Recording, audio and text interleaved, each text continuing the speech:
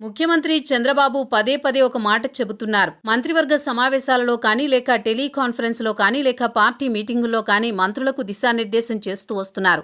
అదేంటంటే ప్రజలతో మమేకం కావాలని. ప్రజలతో నిత్యం ఉంటే వారి సమస్యలు పరిష్కరిస్తూ ఉంటే ఖచ్చితంగా అది పార్టీకి, మంత్రులకు, ప్రభుత్వానికి సైతం ఎంతో మైలేజ్నిస్తుందని బాబు చెప్పుకొస్తున్నారు. మొత్తానికి బాబు మాట పనిచేసి ఇటీవల వృద్ధులకు పెన్షన్ల పంపిణీలో చాలా మంది మంత్రులు పాల్గొన్నారు.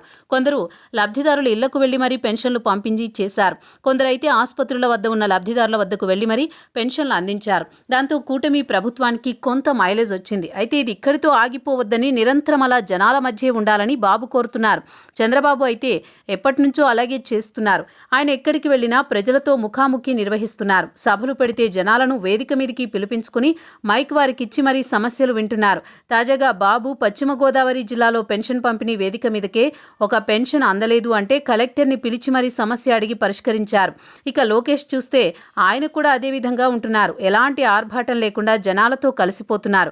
ఈ మధ్య కడప మహానాడుకు వెళుతూ మార్గమధ్యంలో టీ స్టాల్లో కూర్చుని అందరితో పాటు టీ తాగి అక్కడ జనాలతో మాట్లాడారు. వారి కష్టాలు అడిగి మరీ తెలుసుకున్నారు. లోకేష్ ఎక్కడికి వెళ్ళినా మీడియా సమావేశం పెట్టినా సమస్య ఉందని ఎవరైనా వస్తే వారికి మైక్ ఇచ్చి మరీ వాటి పరిష్కారానికి చర్యలు తీసుకుంటున్నారు.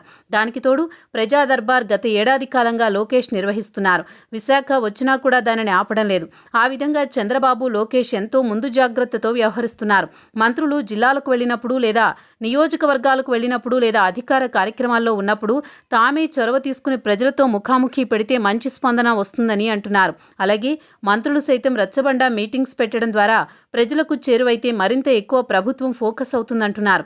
అయితే ఇంకా చాలా మంది గేర్ మార్చి స్పీడ్ పెంచడం లేదని అంటున్నారు. మరి తొందరలో అంతా దూకుడు పెంచాలని, ప్రజలతోనే ఉండాలని చంద్రబాబు సూచిస్తున్నారు.